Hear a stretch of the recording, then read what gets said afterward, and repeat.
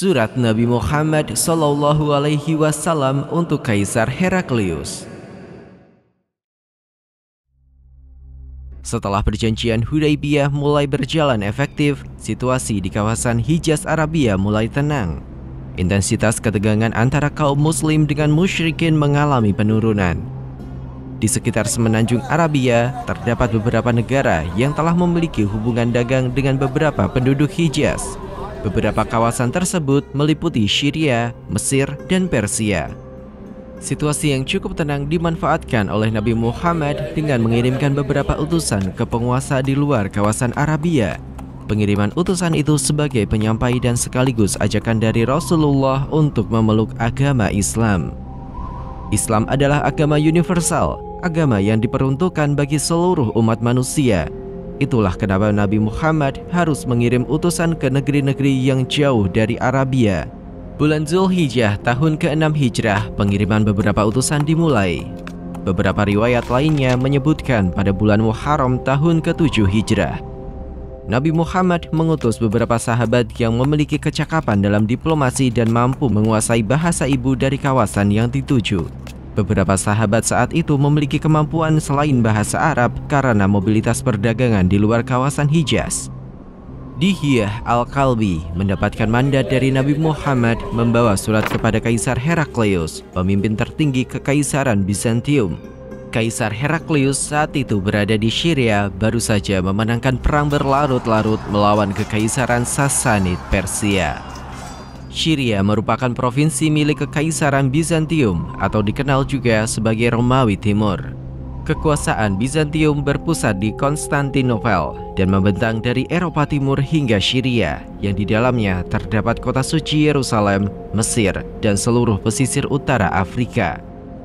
Begitu halnya dengan Kekaisaran Persia yang baru saja menyelesaikan perang panjang dengan Bizantium. Nabi Muhammad mengirimkan surat kepada pemimpin Persia saat itu, Kaisar Khosrow II. Selain ke Syria dan Persia, Nabi Muhammad juga mengirimkan sahabatnya ke beberapa kawasan lainnya seperti Mesir, Abyssinia atau Ethiopia, dan Bahrain. Para utusan itu membawa surat khusus dari Nabi Muhammad untuk para penguasa. Utusan Nabi Muhammad ke Syria, Dihyah Al-Kalbi, disambut baik oleh Kaisar Heraklius. Sang kaisar sendiri telah mendengar tentang datangnya Nabi akhir zaman. Informasi yang telah didapatnya melalui kitab suci yang dibawa Nabi Isa alaihi salam.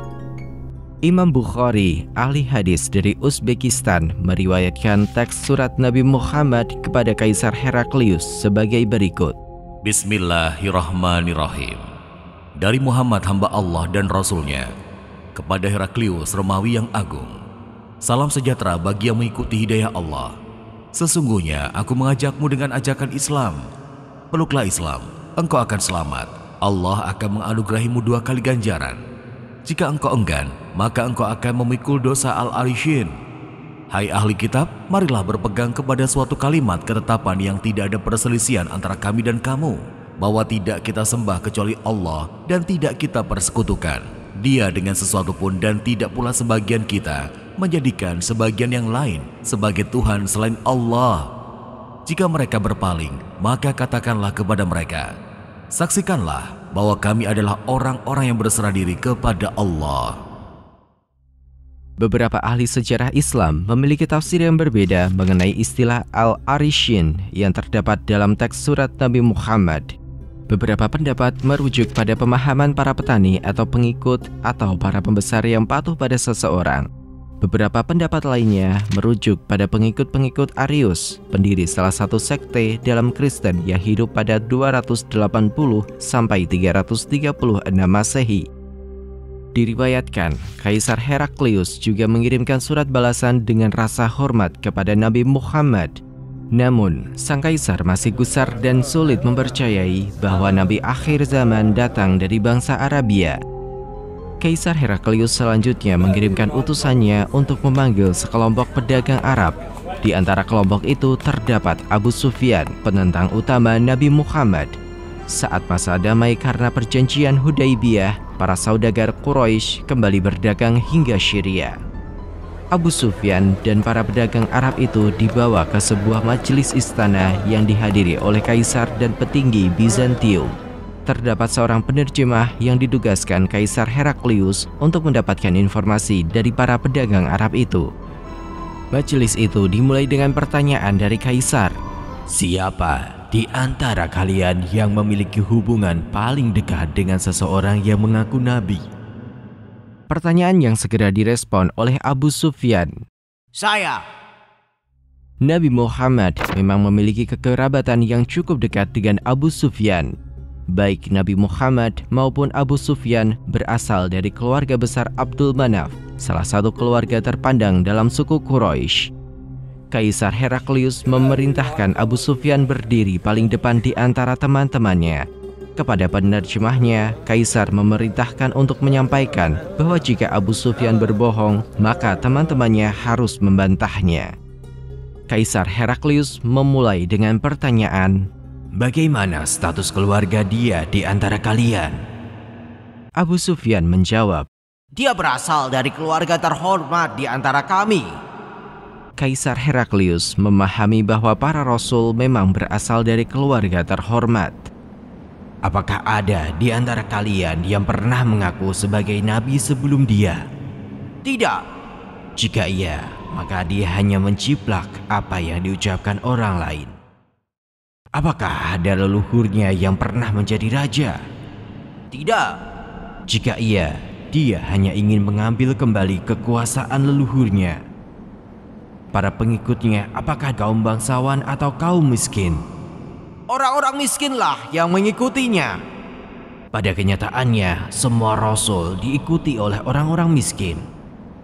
Apakah para pengikutnya semakin bertambah atau berkurang? Jumlah pengikutnya semakin meningkat. Ini adalah jalan iman yang benar, sampai sempurna ke semua hal. Apakah ada di antara pengikutnya yang menjadi tidak senang dan meninggalkannya? Tidak ada. Sebenarnya ini adalah tanda keimanan yang sudah meresap di hati. Pernahkah kamu menuduhnya sebagai pembohong sebelum dia mengaku nabi? Tidak pernah. Aku tahu, seorang rasul tidak mungkin berdusta kepada Allah dan manusia. Apakah dia melanggar janjinya? Tidak. Saat ini kami sedang gencatan senjata dengan dia. Kami tidak tahu apa yang akan dia lakukan di dalamnya. Saya tidak menemukan apapun untuk menentangnya. Para rasul tidak pernah berkhianat. Apakah kamu pernah berperang dengannya? Ya. Dan bagaimana hasilnya? Kadang dia yang menang, kadang kami yang menang. Hingga akhirnya Kaisar Heraklius menyampaikan pertanyaan terakhirnya. Apa yang dia perintahkan kepadamu? Dia memerintahkan untuk menyembah Allah semata. Jangan menyekutukannya dengan sesuatu apapun. Meninggalkan apa yang dikatakan leluhur kami. Dia juga menyuruh kami untuk menunaikan sholat, membayar zakat, bersedekah, menjaga kehormatan diri, dan menjalin silaturahim. Mendengar jawaban Abu Sufyan, Kaisar Heraklius pun merespon dengan pertanyaan yang membuat terkejut seisi majelis. Jika yang engkau katakan benar, maka dia akan menguasai tempat kedua kakiku ini. Berdasarkan ciri-ciri yang diperoleh oleh sang kaisar, dia sangat yakin bahwa Nabi Muhammad memang Rasul Allah, Nabi akhir zaman, sebagaimana yang tertulis dalam Alkitab. Seandainya aku tahu bahwa aku akan sampai kepada masanya, pasti aku sangat ingin bertemu dengannya. Seandainya aku berada di hadapannya, pasti aku basuh kakinya. Setelah pertemuan dengan rombongan Abu Sufyan, Kaisar Heraklius mengumpulkan seluruh petinggi Bizantium di istana Emesa. Sang kaisar kemudian memerintahkan seluruh pintu istana ditutup. Di depan seluruh petinggi Bizantium, Kaisar Heraklius berkata, Hai Bizantium, jika keinginanmu adalah kesuksesan dan kamu mencari bimbingan yang benar, maka berbaiatlah kepada nabi ini. Maksud sang kaisar tentu saja adalah mengakui kenabian Muhammad dan mengikuti ajaran yang dibawanya.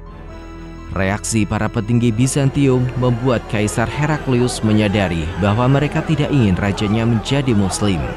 Harapan sang kaisar untuk menjadi pengikut Nabi akhir zaman kandas. Dia pun memanggil kembali para bawahannya. Sang kaisar pun mengeluarkan pernyataan tentang sikapnya yang disambut sujud oleh para bawahannya. Apa yang saya katakan hanyalah sekedar menguji keyakinan kalian. Sikap Kaisar Heraklius telah jelas dan tidak ada harapan lagi bagi Syria Bizantium untuk menjadi muslim di masa Nabi Muhammad masih hidup. Sementara itu, penghormatan yang diterima utusan Nabi Muhammad ke Kaisar Heraklius ternyata tidak dialami oleh utusan ke Persia. Kaisar Khosrow II sangat marah dan merobek-robek surat tersebut. Nabi Muhammad yang mendengar peristiwa tersebut berucap, "Semoga Allah merobek-robek kekuasaan Khosrow."